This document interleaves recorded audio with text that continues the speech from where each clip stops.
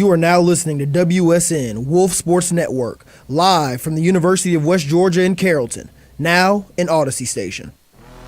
Live from Carrollton, Georgia, this is Sports Pack. Home of the hottest takes and the best interviews in college radio. Hold on, wait a minute. We need a little more energy. This is Sports Pack. Yeah, there we go. Home of the hottest takes and debates. There is no way I'm going to sit here and roll with Jared Stidham and Aiden O'Connell. Richard. There's just no way. And the best interviews in college radio. This is five-time Olympic medalist Alana Myers-Taylor. This is Super Bowl champion quarterback Brad Johnson, and you're listening to Sports Pack on the Wolf Sports Network. And the Wolves play here. What is up, everybody?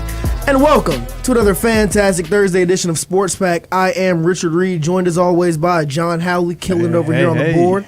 My guy Jackson Schrader. Let's go. And no, this is not Carly. You sure? She's taking a little break after media day. She's a little under the weather right now. So in her place, got a bit of a rotating chair. We got two guys swapping it out. Starting today is our guy Aiden AB, who you may recognize from the Playbook, our brand new show on Wolf Sports Network that goes live every Tuesday from 6 to 7, right, Aiden? That is correct. Tell them a little bit of what happens on the Playbook. Oh, we're talking everything college sports. Right now we're covering a lot of March Madness.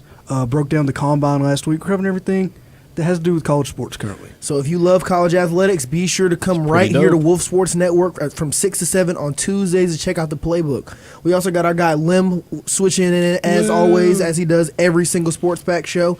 We got a jam-packed show. Got some people calling into the show a little bit later. Going to dive into a lot of these NFL offseason moves that have already started to happen. But first we got to start off with UWG. As Widener rolls to the right, he's got some time. Everybody's down at the end zone. He heaves it, and it is caught for a touchdown. We are one. Go Wolves. It's been a shaky week so far in the UWG athletic world. With our men's baseball team and softball team and our women's softball team both taking some tough L's earlier this week. Let's start off with our men's baseball team, who ended up losing to Sanford for the final score of 11-7. Super exciting game. Looks like a score of a weird football game or something. Yeah. But they dropped early in the week, and then our softball team losing 16-2 in another weird football game-ish score to Jacksonville State. Schrader, you made a bit of a face when I listed off those two scores. Let's walk us through them. Yeah, that's just brutal. I don't know, to have both of these games were going on at, I'm pretty sure, just about the exact same time. Yeah, there was overlap. But there's one of the softball players are in one of my classes, and she was like, yeah, at one point it was 4-2. It was kind of like they were kind of fighting in that game, and then Jacksonville State dropped 12 straight runs, and it was brutal. Fire. But the men's team, I don't know. I don't see this as bad as it could be, because they're competing with Sanford. We know that Sanford's pretty close to a baseball school. They're very established at this level of baseball. That was a heck of a voice crack, right? Dude, that was a crazy voice crack. Sounded like they might have just dropped. I was going to try to play through it, but I don't think I could. But yeah, just interesting to see how well we're able to compete with these teams. But yeah, voice crack aside. We still have better things to look forward to this weekend. Let's start with baseball. They have a doubleheader this Friday, so tomorrow, one game at 2 p.m., one game at 5 p.m. at Florida A&M University, or FAMU, however you want to call it. And then on Saturday, March 8th, they play FAMU again at 2 p.m. Then they end out that series Sunday, March 9th. Guess when? 2 p.m. Still at FAMU. Nice. And then when we look over at the softball's upcoming schedule, tomorrow they have two games, one at 10:30, good Lord, against Colgate, and the Georgia State Tournament Invitational. And then they play against Georgia State University at 6 p.m. They should get some rest. Yeah, get a little bit of rest. And they play Colgate again Saturday at 1 p.m., Rutgers Sunday at 3:30. Then they end it. They end that tournament with another game against North Dakota at 3 p.m. Lord have mercy, they're going to be exhausted. That seems like one of those terrible travel ball weekends. But moving on to what has the potential to be some big-time UWG athletics. None of those are big-time, but we're on a bit of a low end right now. Both those teams lost on Tuesday, but we have the chance to make it back tomorrow night at 6 p.m. in Jacksonville, Florida. Our women's basketball team will be on the road in the ASUN tournament, facing off against the Austin P. Governors. This is the team that we've already beaten twice this year. Once 70-57, and another time 58-52. So we know this team really well. Have beaten them twice already, but it's not going to be easy to beat the Girl Governors 3 times in a row. John, walk us through this game. I think it's just, I've seen it before. It's very hard to beat a team, 3 times in a season, especially, it's third game. They're gonna want blood, so they're gonna have to play very physical. They're gonna play great defense. Nara Holiday's gonna be smacking them to the ground, not letting anyone get past you. I mean, we saw it last time when Austin P was here. She literally smacked someone to the ground. So and then really just fight to the end. Fight to the end. Last time I played Austin P, I mentioned it a while ago. It was 54-32. And the end of the game was 58-54. They had 54 points at halftime? No, going at the end of the third. Oh, geez. And we were up by 20. And then next thing you know, we didn't score. We only scored 4 points in the fourth quarter. So we have to make sure we really finish strong against the Governors. Yeah, I agree. I mean, we just got to go out there and play like this is the last game of the season because it could be. So theoretically, it could be, yes, exactly. absolutely. So just go out there like – seniors are going to be playing their butts off, if you can just support them. And, man, I think this is a team we could beat pretty easily. I think this Austin P team's a pretty weak one, and I think that we can go out there and make a statement going into the ASUN tournament. Yeah, I agree. It's a team that we've taken care of business with twice already. But as John said in that fourth quarter, it might have just taken 7 quarters for Austin P to figure out West Georgia. For real. 4 points in the last quarter basketball against the team is not a good sign heading in. But I feel good. We beat the team twice. We should be able to beat them for a third time and advance in the ASUN tournament. Yeah, I'm really looking forward to seeing this game this weekend. Been a very exciting season for our women's team. Was made big-time strides in the right direction, building off of last season. I'm really excited to see them make a deep run and possibly even win this weekend's ASUN tournament. That'd be sweet. But that isn't the only West Georgia sporting event going on this weekend.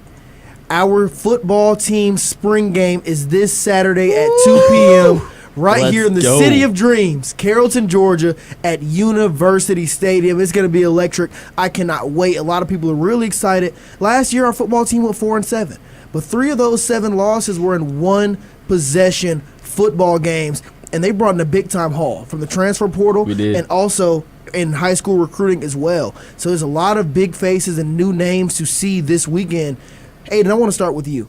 Based off last football season, what are a few things you would like to see improve starting this Saturday at the spring game? I'm going to go ahead and kick it back to you, Richard. You don't ever get to voice your opinions always. You're kicking it back to us. Go ahead and tell us what you want to see. That's valid. I like you, Aiden. You come in shaking it up. That's never happened to me before.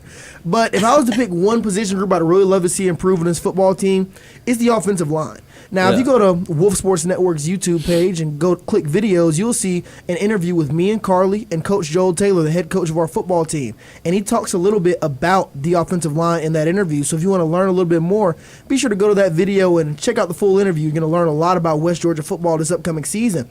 But the offensive line was a weak point this past year. They weren't very deep at the position. And they struggled size-wise as well. So they brought in a whole lot of more guys from the transfer portal and in high school recruiting. So I'm really looking to see how those guys gel as one and how this offensive line can improve, because the running back room is solid. The wide receiver room is elite. And a lot of people think we have a hidden gem with Davin Widener at quarterback this season. John? Well, the one thing actually I'm looking out for is the wide receivers. Not that, of course, I'm looking out the offensive linemen. Come on, we know me. But actually, I found out today that Dylan Gary transferred out, and he went to Georgia Southern. And I realized that was one of our main wide receivers. I think Carmelo English is still here. So that's Carmelo's still here. Yes, so, but losing a guy like Dylan Gary does not help. He was also a very vital piece to our wide receiver core last year. And I heard mentioned from one of my sources that we kind of need some more receivers. So I'll be interested to see how the receivers play for the spring game. Yeah, I mean, we still have TJ Lockley as well. He played a big role in the offense. He was very productive last year. But kind of like you were saying, 3 of those losses were one-score games. One of those losses was at Central Arkansas, where we almost made that game was incredible. A program-defining win. That would have been absolutely insane. But this team's really not far from success. I think we have one heck of a head coach. The coaching staff that he's building is really good, and the recruiting they're doing as well. Not only in the transfer portal, but they're recruiting around here too. They know that we're in an area just filled with gems. Like West Georgia breathes high school football. Georgia in general is one of the juggernauts in high school athletics. Exactly, and just seeing how this coaching staff is taking advantage of that, I mean, I think this program's they're setting it up for success for sure. Yeah, especially in this area. I think Bowden and Carrollton both won state championships last year. There's a lot of high-end high school talent that's coming out. Joey's shaking his head no from behind the glass. Carrollton so Bowden did not. Carrollton did But not. Bowden just Yeah. like three-peated Yeah, or Bowden four-peated. three-peated, yeah. But Yes. to your point, Aiden, both of those schools are rich in talent right down the street. Those are guys that we would love to start bringing in to play in the red, white, and blue here at West Georgia. Now, if you want to hear more about West Georgia football before the spring game Saturday, like I said, go on our YouTube channel, Wolf Sports Network, and listen to our exclusive interview with head football coach Joel Taylor. Now, a couple quick reminders before we take a quick ad break. Wolf Radio and Wolf Sports Network are proud to help reduce the 21% of adults with low literacy skills. We are collecting new and gently used books for every pre-K student monthly. Give today by visiting wolfradio.com/bookdrive. That is wolfradio.com/bookdrive. Starbucks has all the deals this semester. Deals like BOGO on the Penguin Cookie, up to 50% off on all Starbucks tumblers, and a happy hour on Fridays from 10 a.m. to 12 p.m. for 50% off all refreshers and cake pops. If you're craving something sweet or some coffee, you need a little pick-me-up, be sure to hit up the Starbucks that's attached to the library right here on campus. Now, did you all know that college students who binge drink alcohol at least 3 times per week were roughly 6 times more likely to perform poorly on a test or a project as a result of drinking? No way. Dude, exactly. It's insane. That's exactly why the Crafty Rabbit Meadery has joined Wolf Sports Network and Wolf Radio's Drink Responsibly campaign to remind students that drinking should be done responsibly and in an environment that discourages overindulging. Yeah. Faculty will not take hangovers as excuses. Now stay tuned. We're going to take a quick ad break. This is Sports Pack on Wolf Sports Network. Don't worry, there's a lot going on in the sports world. Catch Sports Pack on Mondays and Thursdays at 6 p.m. on Wolf Sports Network for all the sports updates you need. The Wolves play here.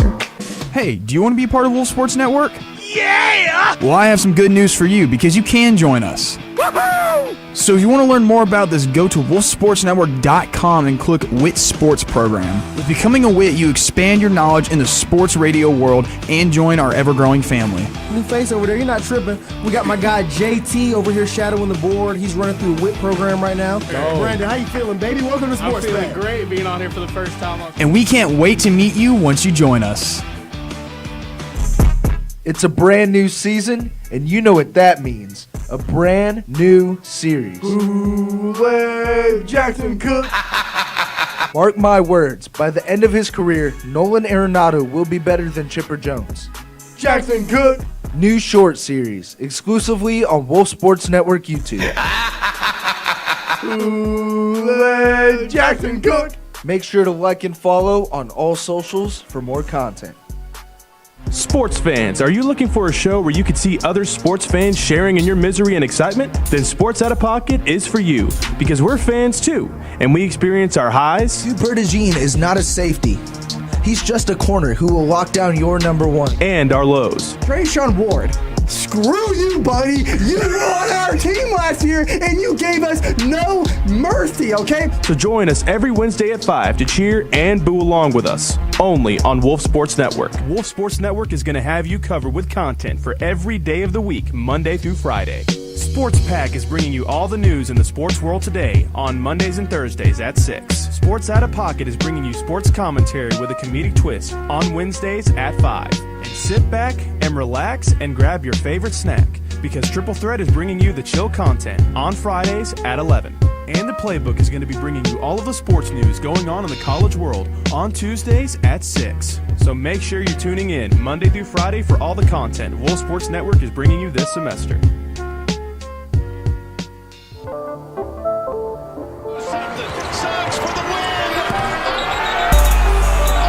Let's talk some college hoops. Y'all know how it goes by now, man. In the month of March, it just gets crazier and crazier and crazier and crazier and crazier as the month goes on. College basketball is insane, and I freaking love it every single year. Now, before we really dive into all this basketball, we're about to talk about Lim. Welcome to the show, as always. Thank you. Wolf Sports Network's basketball analyst. If you want to read some, The guru. if you want more of Lim, go to our website, wolfsportsnetwork.com, and click blogs. You'll see all kinds of blogs written by my guy Lim right here. He's a legend here at the station.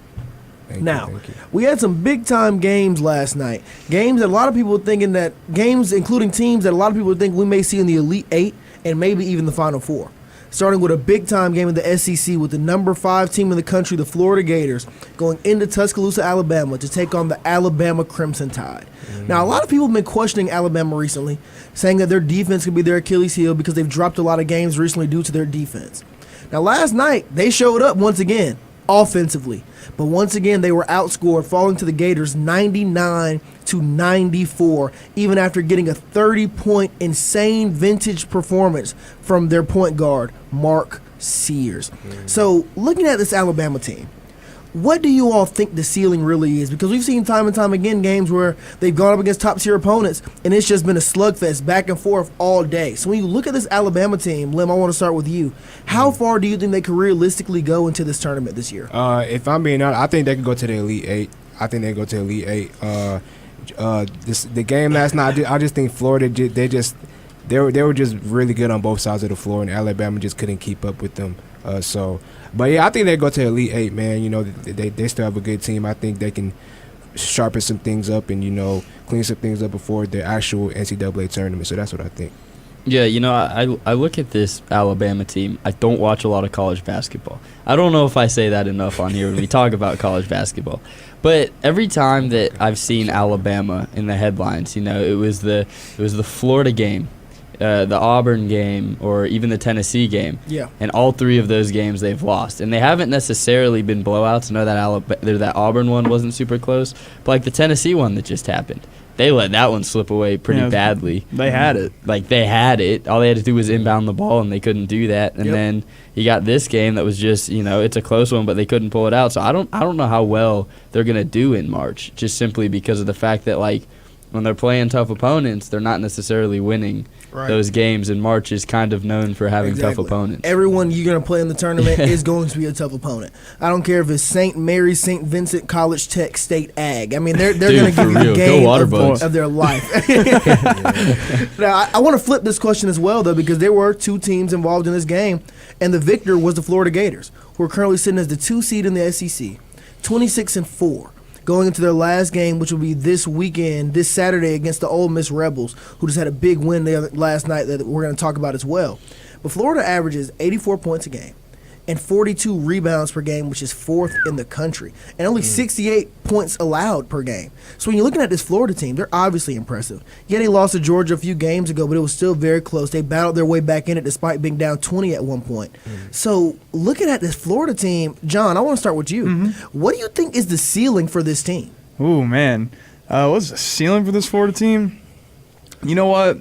I'd say Elite Eight. I don't know. Maybe there's a glimpse of Final Four there, but I mean, because they've been playing great, and but really, like when you're just talking about Alabama, I thought the same thing happened kind of to them last year. But if I'm correct, Alabama made it to the Final Four last year, right? They made it. They made the Final I feel like they have that little like switch in them. But then again, it feels like last year's Alabama team had a little bit more, had that extra oomph. Yeah. And that's what I'm saying. I say at least the Elite Eight for the Florida Gators, but then again, I don't know exactly, and we'll see whatever water bugs get them, you know, in tournament this year. You just don't know, man. They seem pretty good. I mean, here's my thing, right? We just mentioned how Alabama seems to lack that extra oomph that they had last year that set them over the top. Yeah. I really think where Alabama lacks that, Florida has it. Okay. Florida is a really, really, really talented team, led by veterans like Elijah Martin that have really made deep runs in the tournament before. Elijah Martin was on that FAU team that made it to the Final Four a few years back. So they have the veterans. Exactly. He knows what it's like to play in that moment. They have a mix of young talent mixed with a lot of veterans like I just named. So when I look at this Florida team, I would think their floor may just be the Sweet 16 or the Elite 8. But their ceiling is Final Four and National Championship. Yeah. When I look at this Florida Gators team, man, they're nothing short of incredible. And when they're on fire, they just cannot miss. And they will not miss. The only thing about Florida is when they go cold. When will they go cold? Who will they be going up against when that happens? Because there are sometimes where the water dries up a little bit, but then they find a way to cut it back on late in the game. But depending on the opponent, if it's a team like Michigan State that is already hard to score against, will it be too late? Right. Now, before we move out of the SEC, I want to talk about another big-time matchup from last night, where the number 4 team in the country, the Tennessee Volunteers, went into Oxford to take on the Ole Miss Rebels, and they lost by a layup, literally a layup, missed by one of Tennessee's power forwards, and they ended up losing to Ole Miss 78-65. to 76. So, Lim, I want to go back to you here. Yes, sir. This just shows how insane the SEC has been all year. Ole Miss is unranked, and they're currently sitting at 21-9. Yeah. 7 of those 9 losses have been in SEC conference play. That just shows how stacked this conference is. Yeah. So after watching this game and looking at the entire SEC picture, I'm going to have you do the impossible here. Because Texas A&M just won a big-time game against Auburn a few nights ago on their senior night. Yeah. There's all sorts of good teams in this conference. Still got Missouri out there. Arkansas ain't half bad with Coach Calipari out there. So when you're looking at the SEC tournament, Lim, who wins it? That's a tough question. It's just about impossible. So I'm gonna lean towards Auburn though. I'm gonna lean towards Auburn. Okay. But I could see Florida winning it, and I know I'm gonna go on a limb here and say I could see Kentucky winning it too. Oh. I can see Kentucky winning it, but I think that elaborate on that Kentucky pick though. What makes you think Kentucky can make it over the hump? I just think and we keep talking about March, right? We keep talking about March and the excitement. I just think Kentucky knows, like they know this is the time. Oh, we got to turn it up, and we got to. I know Coach Calipari's not here, but we got to solidify our Kentucky reputation. Would it be keep that alive, even though Calipari's not here? What if it's like Calipari knows it? Like what if Arkansas goes in there and goes? Exactly. Is it Kentucky or is it Calipari? That's a big thing that we're gonna. They both have a lot to prove because Kentucky has fallen short year after year recently when it gets into March in the tournament play, and a lot of people have blamed Coach Calipari. That's why he got kicked to the curb and sent to Arkansas. Seeds, man, they're scary. Exactly. So when you look at that, Kentucky has a lot to prove as a program. So are y'all still blue bloods? If they were to win the SEC Conference Champion Tournament in this year's SEC, oh my gosh, whoever that would wins be incredible. this, dude. Ridiculous. Oh, whoever wins is going to be ridiculous. Make them a 1 seed. You got Vandy sitting there with a solid chance to win it as well. Vandy's not half bad. Georgia's looking to punch their ticket. Get Dylan ready Matthews for the Gamecocks, brother. Look, you're really high on the Gamecocks, 2-15 in conference play, but look, hey, they very shock well the may. world. Who knows what may happen? Look, March Madness is crazy, and basketball is really about to get insane, especially college basketball. It's getting crazy. But don't sleep on the NBA because a lot of great stuff has been happening in the association. Rebound Bosch. Back out to Allen. His three-pointer. Bang! Tie game with 5 seconds remaining. Baby, let's talk some NBA. I'm going to change that stager one of these days, I promise. Now, listen. The NBA ain't been half bad since All-Star break. It typically kicks up right at the right time every single year when people start dissing it. But when March comes around, it doesn't just affect college basketball. The NBA teams tend to kick it up a notch as well. Now, before we dive into actual ball, I just want to say, long live the Dallas Mavericks, man. They had a great Surprised run. the stadium hasn't burned down by now. Man, they made it to the finals last year, lost to the Celtics. Everybody was looking up. It was like, man, we got Luka and Kyrie together. This is going to be incredible. Next thing you know, Luka, pack your bags. You're getting sent to L.A. We're bringing in Anthony Davis. And then you got guys like me who currently feel a little stupid, but not really because it made sense at the time. I was like, you know what? Kyrie Irving, Anthony Davis, a solid supporting cast. This team could cause some damage in the Western Conference. Next thing you know, Anthony Davis reverts back to glass bone status. He's played, I think he only played one half of a game since he's been in Dallas. And then Kyrie Irving still holding down the fort. Next thing you know, he tears his ACL. Dallas Mavericks fans are about ready to turn in all their jerseys. They're about ready to burn the stadium down like John just said. I'll say. R.I.P. to the Dallas Mavericks, man. They had a good run. But I want to pivot to the other team that benefited from this trade, the Los Angeles Lakers. Man, they have hit their stride, and they are balling as of right now. That's a team that has punched their ticket into the 2 seed in the Western Conference. They're 11 games behind the Oklahoma City Thunder. And I don't want to look over them. I'll get back to the Thunder later. But this Lakers team is surging. They're playing great defense with Luka and LeBron. And I want to bring up a weird argument here. Okay. Well, do I want to do that? I need to make a decision. We're live. Listen, LeBron James at 40 years old is one of the best players in the NBA right now. Would you all say that LeBron James at the age of 40 is a top 5 player in basketball? Right now. Yeah, I would say so. You would say so? Yeah, sure. I don't watch a lot of basketball, but I would say so. Sounds about right. I would have to say so. Now, yeah. Lim, before we move on, just real quick, who would you include in that top 5 alongside LeBron? Oh, we put him on the spot. Okay, right now, top 5. Well, I know Lim's Because number a lot of people are starting to make arguments that LeBron should be in the MVP conversation this year. Oh, I'm not mad at that either. But top 5, I ain't gonna lie, you gotta go Luka. You gotta go Luka top 5. I gotta go KD. Gotta go KD. Who else we got? That guy from OKC. Yeah, how about Shea? Yeah, I was waiting on it. Shea, I'm tripping. Shea, and then Jason Tatum. Okay. Did I say LeBron in there? Yeah, you already said LeBron. Yeah, LeBron. We already knew LeBron was in there. That's what the question was rooted around.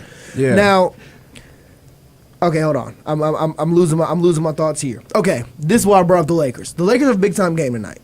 They have a home game tonight against the New York Knicks. The Knicks are 40-21. A lot of people are selling their New York Knicks stock, but they are still a very, very good team. They may not be on the level of the Cavs and the Celtics as of right now, but they still have Karl Anthony Towns, who's averaging just about 25 points and 13 rebounds per game. Exactly, insane. Jalen Brunson is having a great year once again. They still got Josh Hart out there dominating game after game. He's just outright hustle. He's a garbage man out there. He's ridiculous. And they're taking on the Lakers tonight. So, Lim, when looking at a game like that, what exactly are you looking for? Do you think the Knicks could shake everything up? Because people have been talking about Lakers ever since that trade. This is really the Knicks' chance to shake it up tonight at 10 p.m. How do you think they could get it done tonight? They just have to get it done by they got to play both sides of the floor very good. They got to play both sides of the floor very good. I think Cat needs to have a big game.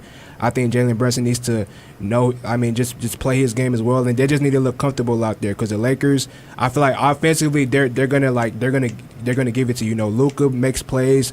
Luka's a very good offensive player. LeBron is one of the greatest of all time on that team.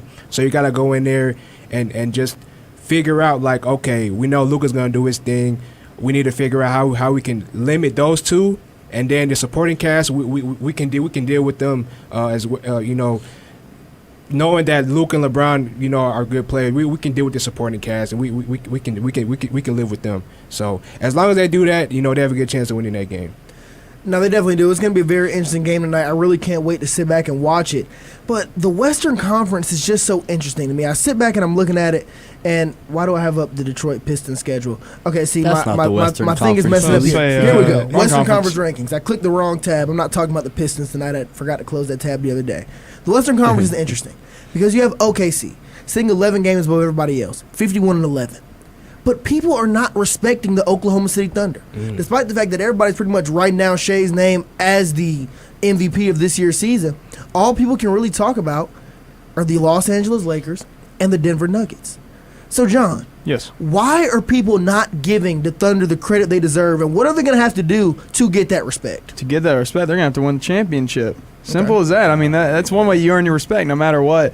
But I feel like, I don't know, they're just kind of casting some shadow, yet they've built up to all the success with, SGA. I've become a huge fan of SGA. He's incredible. He's been incredible to watch. 'Cause I remember last year, they kind of mentioned, he kind of got a little bit snubbed, possibly with MVP. I know, and I started following in on SGA, and the next thing you know, they take off this year. They're 51-11, and I just feel like the way I see it is, it's not like the hype around them. They had the big three way back, the 2K13 OKC and all of that. So I feel like you just, they haven't that full hype lived up to. But the way they're gonna have to earn the respect in my simplest way is you're gonna have to win the championship. And I honestly can see them winning the championship. Yeah. Can you? I think it's that, you, John. I think you said it. You made a great point. I think they're not getting a lot of respect because they're young too. They're a young team. Absolutely. So it's what have y'all proved? Obviously Shea's one of the best players in the league right now. But I think it's just because they're young and people really haven't seen what they can do in the previous years. I think that's another reason as well. No, that makes a lot of sense. Oh, Schrader, you got something? Yeah, I was just gonna say, I think they're going to earn that respect come playoff time. I think they just don't. They're not getting a lot of media time because they're not really doing much besides winning, right? Right. They're not trading their franchise cornerstone to go play with one of the greatest of all time. They're just over there in Oklahoma, just casually getting dubs. Exactly. And I think the media is that's not interesting, right? Right, small market team just dominating night in and night out. Who wants to talk about it? So I think once you get to the playoffs where the media is going to have to put all their attention on it, the respect is going to be there because OKC is going to back up what they're doing. Now, Schrader, you just mentioned trading away your franchise cornerstone. And, that perfectly relates to the Oklahoma City Thunder because they did that a few years ago. And that worked out. And with trading away Kevin Durant. Well, they didn't trade away Kevin Durant. Kevin Durant left in free agency. I'm talking Paul George. Oh, yeah, that did work out. That's how they got all these picks. See, I messed up my transition because I wanted something different. I wanted to pivot into talking about Kevin Durant, who's currently looking for his way out of Phoenix right now. The Suns are sitting at 29-33, 22 games behind first place. I really didn't even have to mention that. But, Schrader, I really like what you just said because my next question was, when looking at Kevin Durant getting shipped off from Phoenix this year, reports have come out that the Suns are going to help him seek a trade. They're ready to get him up out of there. He's not happy, and neither are they. Yeah. So when looking at possible destinations, where would you all like to see Kevin Durant end up? Schrader, I'll start with you. I want to see him in South Beach, simply because any time that Kevin Durant's name is thrown out there for him to switch teams, Miami Heat, you see him in a Miami Heat jersey for a graphic every single time. It's for, Giannis is supposed to be a member of the Heat at some point. Kevin Durant's supposed to be. Anytime someone big hits the market, we're supposed to get him, and we never really do. And I think this could be the year that we finally go out there and get KD. We need to fill Jimmy Butler's shoes, right? Yeah, we have Bam. Bam's doing a great job now. Tyler Hero's turned into a great player. He's going in crazy. And just imagine, Bam, Tyler, and Kevin on the court at the same time, dude. That's crazy. That'd be nasty. We're the 7th seed right now, but we're still 3 games below 500. That's how weak the East is. Exactly. But, you add Kevin Durant to that, dude, we could be right up there at the top of the East. You're 100% right. Still got Spo as the head coach. Anything's possible. Spo's never leaving. It's tough. The first team that pops up in my mind is Denver. Because they have unselfish players over there, and I think KD works well with people that are unselfish and share the ball, like Russell Westbrook. They play on to Denver. Before. That's another super team. That's crazy. And then Jamal Murray. That's not as cool as South Beach. Yeah, and Jamal Murray is he said that's not cool. You're really trying to sell it if KD's listening, man. Jamal Murray is still a great player over there. I think he can fit well over there. Off the top of my head, Denver pops out to me, but I can't really think of others right now. I'm going to list off 2 teams real quick. One team's the number 5 team in the Western Conference right now, the Houston Rockets. I'm hearing a lot of talk about that, and I've seen KD videos of him in the club and everything. I know he likes to party. People love Houston. A lot of people talking about going to Houston for their spring break this year. Power to you. But Houston's got a great young core. Ime Udoka's a great coach out there in Houston, really one of the better coaches in the NBA, in my so humble opinion. I feel like Memphis will be a great fit. And also, a lot of people are talking about that relationship with him and Anthony Edwards. Things haven't really clicked with Julius Randle up there in Minnesota, and I'm starting to see a lot of trade packages that send Kevin Durant from Phoenix up there to Minnesota to play with Anthony Edwards. I'm not quite sure. It's too cold up there. I'm not quite sure how that will work. I think I really like Houston as the best overall fit. A lot of young talent on that team. I think KD will fit great in Houston, but don't be shocked if he's up there as a Timberwolf very, very soon.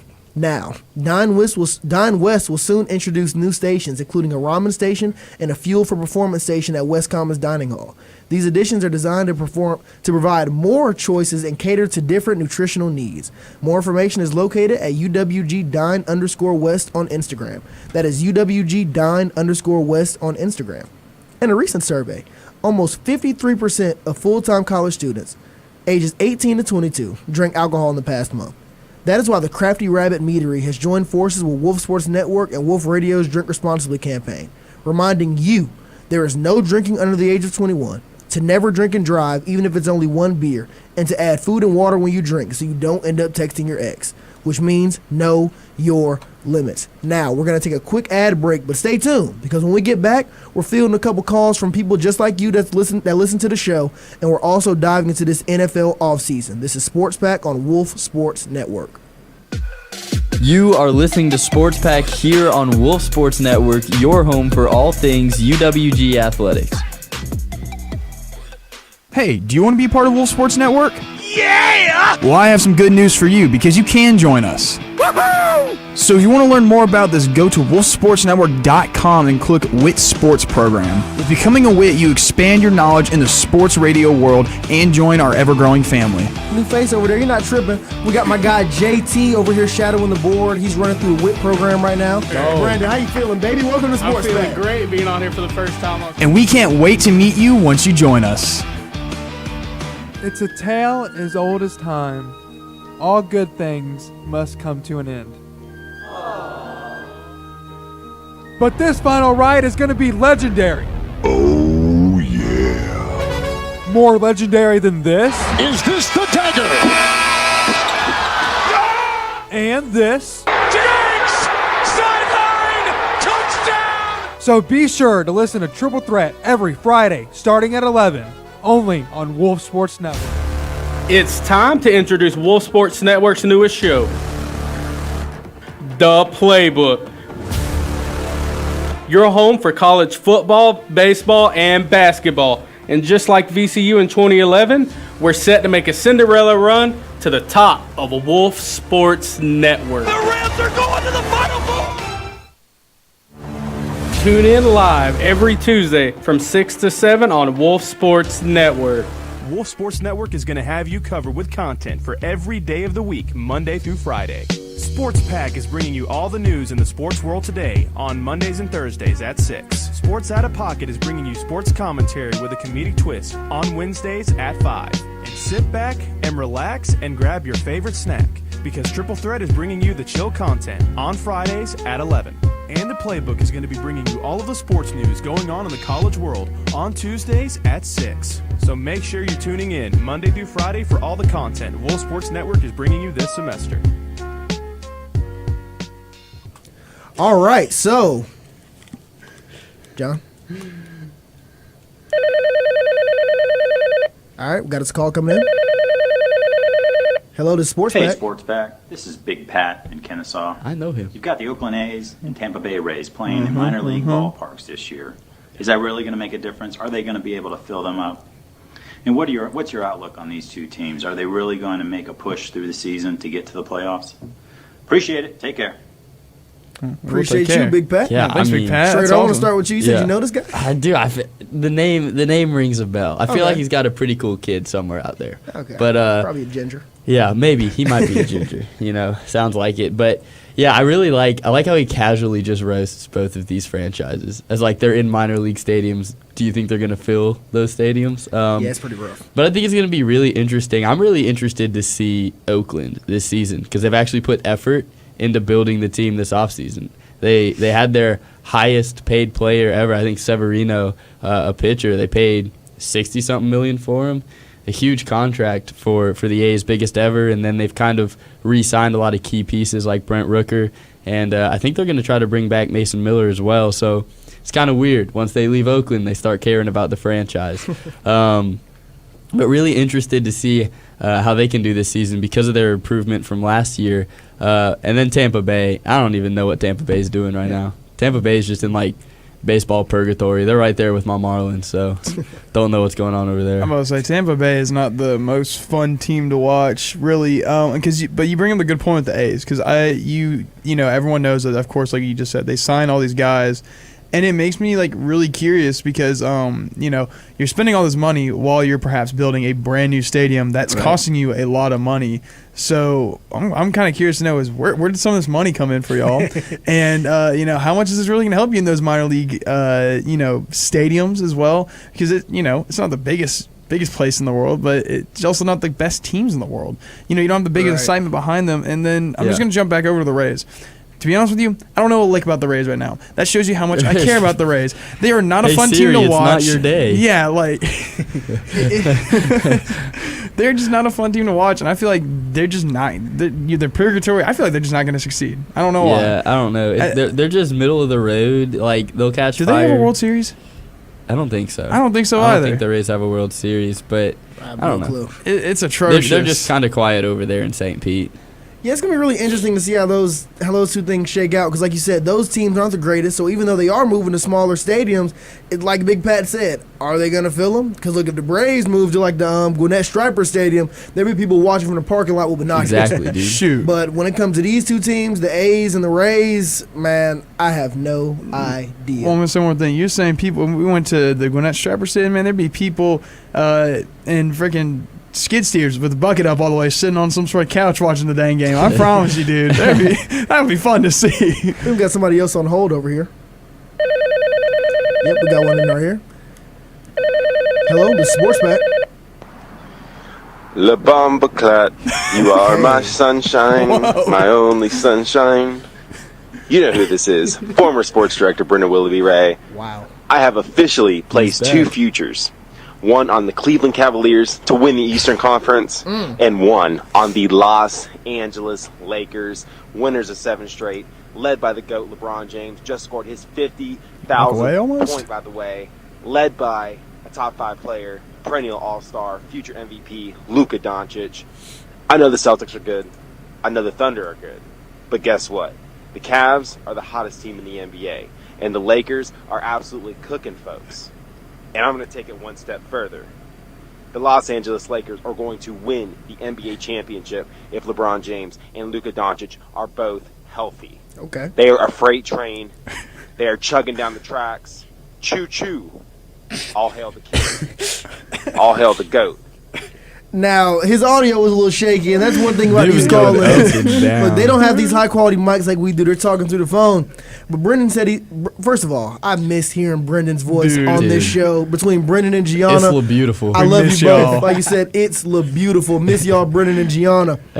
But Brendan is still on that LeBron James hype train that he will always be on. He swears up and down it's the Glaze GOAT. train. He was born It's on pretty that thing. debatable. It's pretty debatable. Yeah, he loves Glaze and LeBron James. A lot of people do for good reason. I mean, he's a great player. But the two futures bets that he placed is the first one, the Cleveland Cavaliers winning the Eastern Conference and going to the NBA Finals, and his second bet that he placed was the LA Lakers to be the team to beat the Cleveland Cavaliers in the NBA Finals. Now, Aiden, I want to start with you. Which one of these things you want to dissect first? The Cavs winning the East or the Lakers winning it all? I just want to say that if I was a gambling man, which I am, I would approve of both of these bets. These are both good bets right now. I The mean, Cavaliers- when they're the one seed in the East. yes, betting on the Cavaliers to win the Which East is I pretty straight up. I mean, they got an 8-game lead in the East right now, and they look like they're running away with it. They probably are the best team in the East, and they probably will be going into the playoffs. Now, the Lakers to win the West is going to be more difficult. They've got the proven contenders like the Nuggets and the great Thunder this season. So I'm tailing Brendan Willoughby Ray's bets here, I think. These are both tremendous bets. And I mean, it's hard to bet against him. I mean, he's not going to make that much money off these bets. Yeah, these aren't crazy Yeah, takes. I mean, They like are good Aiden, bets. Aiden, you said you're a betting man, but I would recommend you save that money because if if the Cavaliers win the East and go to the NBA Finals, if you put down $15, you might make $17.82. I mean, you're not going to get much off that bet. The payout's not going to be that great. But I understand it because the Cavs are 52-10, super deep. Oftentimes going with 2 7-footers on the floor at one time with Evan Mobley and Jared Allen. They're super deep on the bench as well, like I just said, DeAndre Hunter. And then you still have that monster, Donovan Mitchell. My goodness, he is outrageous. Every time they have played the Boston Celtics, he has had 30 or more points. So, like, I understand taking the Cavs, but don't sleep on those Celtics. A lot of people are starting to forget about the Celtics. I don't know why I said that. People aren't really forgetting about the Celtics. People are just hyping up this matchup. I can see it going either way. I pray this series goes to 7. But don't sleep on the Celtics because they won it all last year, and they have their heart set on winning it all again. Now, before we move on, I want to talk about the other prediction he just made. Now, Brendan's a LeBron James fan. If the Lakers were sitting at the 10 seed right now, he'd probably pick the Lakers to win the whole thing. But honestly, I understand it this year because J.J. Redick has those guys playing out of their minds right now. Defensively, they have been elite. I doubted guys like Jackson Hayes, how they were going to be able to hold up. They have held up and then some. They have been incredible defensively. Then you have LeBron James, Luka Doncic, and Austin Reeves as your top 3 offensive weapons. That team's incredible. But like you said, Aiden, don't sleep on the OKC Thunder. Super efficient offense, best defense in the NBA, and the Denver Nuggets are out there. And I still like the Houston Rockets to maybe shake some things up in the postseason. And one last team before we go, the Golden State Warriors. They are looking to make a difference right here. Jimmy's balling over there. Dude, they are 9-1 since the addition of Jimmy Butler. And as it gets later in the season, Jimmy Butler turns into Jimmy Buckets. Playoff Jimmy is a different caliber of player. And you're combining playoff Jimmy with Steph and Curry, a guy that's always going to rise in the biggest moments. Steph's playing like vintage Curry. He's incredible. I don't know if Curry ever really left, but he's going adding crazy. Jimmy Butler's taking a lot of pressure off of him. Listen, man, the Western Conference is going to be tough to come out of, and I would love to see the LA Lakers and the Golden State Warriors, Steph versus LeBron, in the Western Conference Finals. It would be incredible. Now let's talk NFL. In the NFL, only one thing matters: chasing a dynasty. I hate you guys. Y'all just threw me off. Now look, there have been a lot of insane moves in the NFL already, and the free agency hasn't even started yet. The new league year starts this coming Monday, I want to say. On the 12th, I think. Yes, on the 12th. I think that's Monday. I don't know when it is. But the new league year starts at some point next week. And that is when free agency will be going crazy. Sam Darnold will be a free agent. Everybody will be a free agent. Yeah. That's when everything really jumps off in this NFL offseason. But moves are already being made, starting with two massive moves in the Pacific Northwest, with the Seattle Seahawks officially releasing Tyler Lockett, super long tenure wide receiver That's out brutal. there. Dude, he's been great up there in Seattle. All reliable, man. That's a guy you got to keep for his whole All reliable. career. I thought he would retire as a Seattle Seahawk. I thought he would have never have been left that place. Exactly. And then a few hours later, you have DK Metcalf requesting a Wide trade. receivers, I don't need them. Exactly. DK Metcalf goes out and requests a trade and says he's ready to play for a contender. Now I want to focus on DK for a second. DK Metcalf, big-time receiver. Well, I mean, he has the Julio build. He hasn't been a Julio Jones so far, but he's been a perennial 1,000-yard receiver nonetheless. Very reliable. He is a wide receiver one in my eyes and in the eyes of many people. So when you're looking at DK Metcalf and thinking of potential landing spots, where do you all think he could go and really turn a team around and take them over the hump? Well, you said contender. What if the Bills went out and got this man? Good Lord. I think if he wants to go to an immediate contender, put him on the Bills. They might be able to beat Patrick Mahomes in the playoffs. My goodness. Like, you wouldn't even need the refs to help you in that one. I feel like if you have you add to that receiving core that didn't look like anything special and then ended up being spectacular for the Bills all season long. You put DK Metcalf in there with there. That'd be crazy. Goodness. Or you could even look at, if he wants to help build a team up, look at the Steelers. Yep. He could be a great option for the Steelers to be on the other side of George Pickens. Then you have both of them crashing out on the sidelines, bro. Exactly. Find a way to keep Russell Wilson, who was DK Metcalf's best friend when he first got into the league. Exactly. There's that chemistry there, too. Exactly. That would help the Pittsburgh Steelers out a lot. John, do you have a team in mind?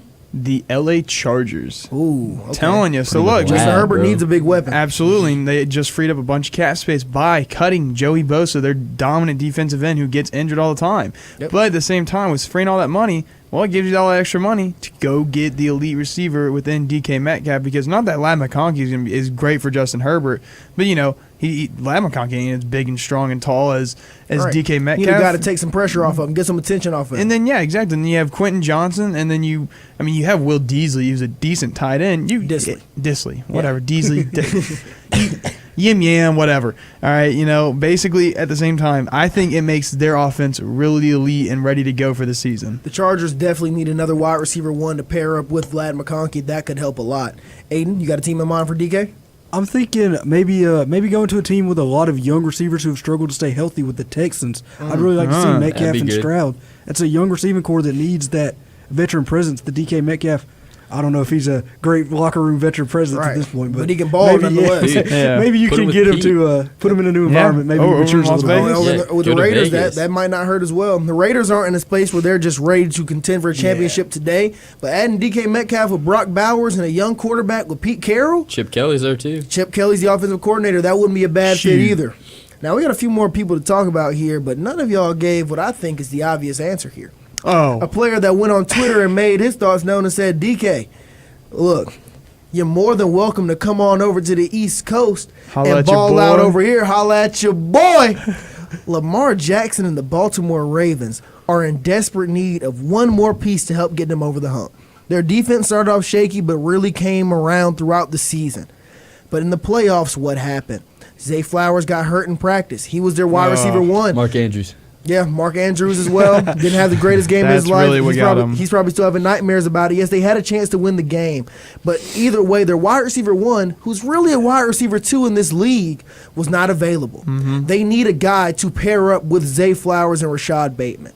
And who would be better than DK Metcalf, a big-time receiver, big 6'3", borderline 6'4", over 220-pound target that can run a 4.3. Pair him up with Lamar Jackson, Zay Flowers, Derrick Henry, and Rashad Bateman. Derrick Henry should not be allowed to be on the field at the same time. Dude, I hate to say it again. If you add DK Metcalf to that mix and that Ravens team can stay healthy, I'm smelling a Super Bowl. That's all I'm going to say. I don't want to go too far in right now. You're saying a little MV3 Super Bowl I would posse? love to see DK with some purple on. That's all I got to say. Now, also, I don't know why I picked up the papers like I was going to do some ad reads. There are more moves happening. Trey Hendrickson, the star defensive end for the Cincinnati Bengals, has been granted permission to seek suitors for potential trade. Now, Trey Hendrickson was one of the sack leaders in the NFL with over 16 this season. He was incredible, absolute game breaker, one of the only strong points of the Cincinnati Bengals defense. Now, John. Yes. I want to start with you, because I know you're about to get really excited. What is the best fit for Trey Hendrickson? You already know there's only one place in this world. Fontenot knows what to do. The Atlanta Falcons. There you go. That's all I need to say. Schrader? Yeah, the league's making this very easy for the Falcons to just go get a premier pass rusher. I mean, there's so many guys. Joey Bosa's up there. Mm-hmm. You got Myles Garrett out there. You got Trey Hendrickson out there, who has more sacks than anybody in the last 2 years by 4.5. I mean, he's a pretty good edge rusher. So I'm like, he's great. I'm just saying, they're either making it really easy for the Falcons to go get the guy, or they're making it really easy for the Falcons to screw up like crazy. Yeah, if the Falcons come out of this offseason with no elite edge rusher, Fontenot will not come out of this offseason with a Garrett, Dude, or one of the elite rushers in the draft, like a Mike Green or a Shamar Stewart, maybe if they're really bad. Like that's the lowest, like worst case scenario is like a Shamar Stewart, Nick Scorton out of Texas A&M. For Terry Fontenot. Dude, if you're the Atlanta Falcons, you got to make this move. It's looking like the Browns aren't too keen on moving away from Myles Garrett, and even if they are, it's going to take Terry just about to sell his soul to get Myles Garrett from the Browns. He's been doing some X-racials, man. But dude, when you look at Trey Hendrickson, he's looking for the door. The Bengals seem just to be willing to give him up because they just said they're open. They gave him permission to seek suitors. The Atlanta Falcons have got to jump all over this. Mm-hmm. I would love to get one of the premier pass rushers in this draft, but you're probably gonna have to give up that number 1 overall pick. But it's okay because I will give up that number 1 overall pick that was going to go to a pass rusher anyway for a guy that you know is going to come on your team and produce. Like Schrader was saying, he has unreal sack numbers over the past few seasons. He was arguably one of the best. He was arguably the best defensive end pass rusher. 35 sacks. Dude, it's ridiculous. In 2 years. In 2 years, he has 35 sacks. You can argue he's the best pass rusher in the NFL right now. The Falcons have to get aggressive and go out and get him because the Falcons need a pass rusher. They already have a solid defense. They could use a few pieces in the secondary, but they can address that in free agency and in the draft. But the offense is there. Michael Penix is the guy. He's the future. Bijan Robinson is one of the better running backs in the NFL. Yeah. Drake London took that next step. He is a bona fide wide receiver 1. Yeah. Darnell Mooney is a solid wide receiver 2 as well. The offensive line is good. The Falcons have everything they need but the star pass rusher. Go out and get Trey Hendrickson. This is it. Rise up, baby. Rise up. My made me stand right out of my Look, seat. man, Yeah, John was the one who was going to get excited. I was talking to my mom the other day, bro. I'm ready for Falcons football right now. Now, there are a lot of big moves that are about to be made this upcoming week. We still got to see what happens with T. Higgins, who I feel might be an L.A. Ram. I think if you add him to the Rams, they're a Super Bowl contender. We still have to see what happens with Myles Garrett. Joey Bosa just got released from the L.A. Chargers. Shoot, sign him. I don't know if I'd want Joey Bosa. He's been kind of injury prone as of lately. That would be my main. If we're the Atlanta Falcons, that's my main driving argument. Saying, dude, you get injured a lot. We can't pay you all this money. We know what you can do until you're healthy. Well, if Fontenot misses on this edge rusher, right, that's going to be detrimental. He may not be alive the next day. He misses on edge rusher. The only thing is, the only way I say you get Joey Bosa is if you try to make the trades for Hendrickson and Myles Garrett. For some reason, they don't go through. He's worst so case then, scenario. Exactly, you grab Joey Bosa and then go draft a guy with your 15th overall pick. That's kind of the way I see it happening. Still would be pretty good wouldn't scenario. Be bad. Yeah. Bosa and Mike Green exactly. Wouldn't be It wouldn't be bad at all. But I want the proven commodity. Of Give course. me either Trey Hendrickson, if not, he's just Myles tough, man. Garrett. But that's all the time we got for Sports Pack today. I want to thank you all for tuning in. As always, I'm Richard Reed, joined by John Halley, who's been killing it on the board, Jackson Schrader, Carly, who's sick. Get well soon, Chuck. We'll see you Monday. But we got our guy Aiden, who tapped in, Lim as well, and Joey killing it behind the glass as always. Thank you all for tuning in. We'll be right back here on Monday. Same bat time, same bat channel. God bless.